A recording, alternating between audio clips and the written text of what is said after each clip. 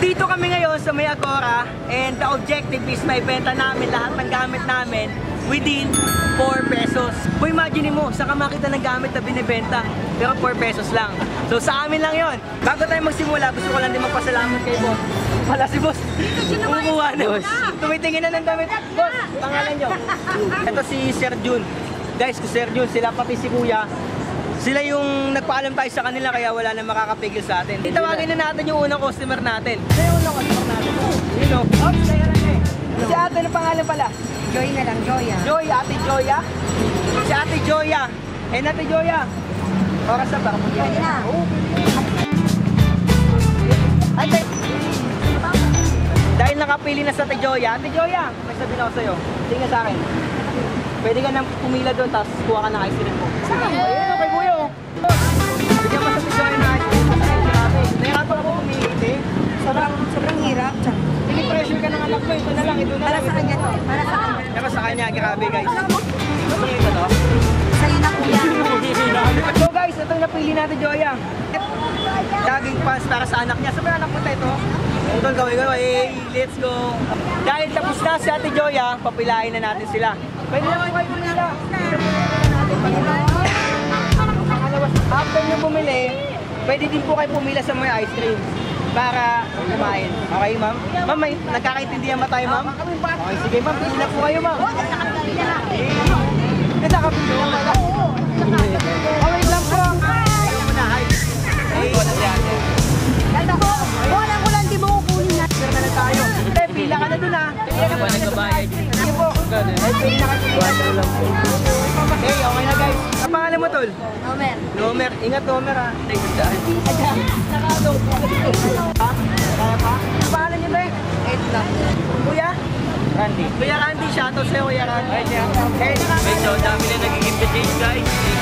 Di ko akalain na ganito ang kalalabasan. Akala nga namin unti lang ang tao na pupunta kasi di namin inaasahan na may bibili ng 4 pesos na damit. Pero ang kinalabasan, ang daming pumupunta at ang daming bumibili. Kung sino-sinong mga tao ang nakikita at nakakausap namin. At kung sino-sino ding mga tao o mga bata ang bumibili nito. Walang pinipiling edad. Kaya masasabi ko lang na nakaka-excite talaga itong ginagawa namin. Ginawa ko to because this is one of my biggest dream. Ang maibenta ang mga gamit ko. And yes, natutupad na. Masyado tayong focus dito sa mga damit. Tignan muna natin yung ice cream, boy. Boss, kamusta ka dyan? Nakakailang peraso na tayo? Wala pa, 25 pa lang. Pang 25 pa lang. So meron pa tayong 25, 30, 35, 40, 45, 50, 55, 60. Galing mo, boss. Tara, mag-ano tayo? Lakad-lakad tayo para mag-alok tayo. Kayo muna dito, ha.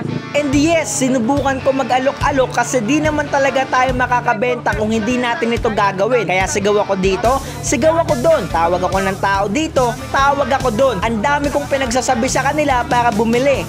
And suddenly, ang hirap din makabenta sa totoo lang. Pero may mga tao pa din na iilan na naku-curious ano nga bang ginagawa ng mga batang ito. Pero salamat, kasi may mga lumalapit pa din talaga at konti-unti nakakabenta tayo. Maggagabi na din kaya kailangan na din natin bilisan talaga. So ito, tina lang. Taway muna kayo, pakita mo muna sila. Paldo! And syempre dahil sabi niya paldo, ito mas papaldo to. Bakit? Kasi meron tayong pinadala sa atin na helmet freshener. So alam mo yung mga mababaho na helmet, yung mga galing sa init, ito na yung solusyon doon. Eh syempre dahil bago to, wala tong pagkakaiba sa binibenta natin. 4 pesos pa din to. 4 pesos lang po, boss. Helmet freshener. Boy, okay guys, benta na natin. So shoutout sa nagbigay sa atin doon, guys. 4 pesos lang, boss, damit. Kaya 4 pesos lang, damit. Testing mo lang. Testing mo lang. Malaki! Okay lang yan, testing mo lang. Dito na si Michael Jackson. Ability! Boss, damit, 4 pesos lang. Gamit pang motor, pang bike, meron din. Boss, pang 4 pesos lang, boss, pang bike. Pang damit, meron dito. Pili ka lang, nasa ilalim. Lahat ng klase, 4 pesos lang. Tapos lahat ng damit na meron na, pwede kayo pumila doon kasi libre yung ice cream. Malamig. Bibili mo ba, boss? Nabenta na din natin yung pedal. Talaga. Tulungan mo kami. Bal! Benta niya eh. Ano pangalan niyo, boss? Sa pangalan ko, Ariel. Pag ko is ka-responder. Shoutout sa Breven Responder. brotherhood natin dyan na bumbero at saka mga firefighter na. Good guys.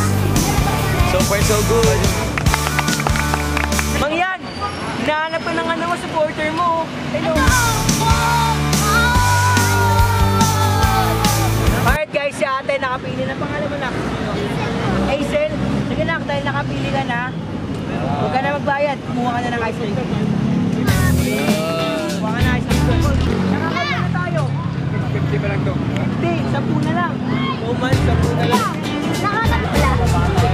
Bubulong ko sa'yo. Sa'yo na lang. Tago mo na. Okay naman tol. Sabihin mo eh. Damit. Eh ano yan eh. 100 piraso yan eh. Tingnan mo naman yung natira. Bilangin natin ha. 1, 2, 3, 4, samahan niyo ako ang bilang. 5, 6, 7, 8, 8, 9, 10. O, libre na lang yan ha.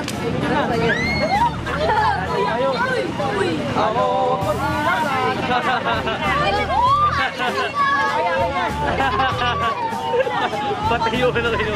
Ayun eh. Nakikita ninyo kanina na dalawang sakong damit, shorts, pyesa ng bike, pyesa ng motor, yung dala-dala natin. Pero ngayon, wala naman, ubus na. Pero dahil ubus na, gusto ko lang din sabihin kanina kasi medyo hindi ko na-explain yung ano eh. Yung pang-spray sa buhok ay sa helmet. Ito, edit ko na lang. Tapos dyan yan no. Diyan kayo pwede bumili. Kailangan ano eh. Boy, kailangan magsasubscribe din talaga sila eh. Yes. Diba kasi nakakagana yun, diba?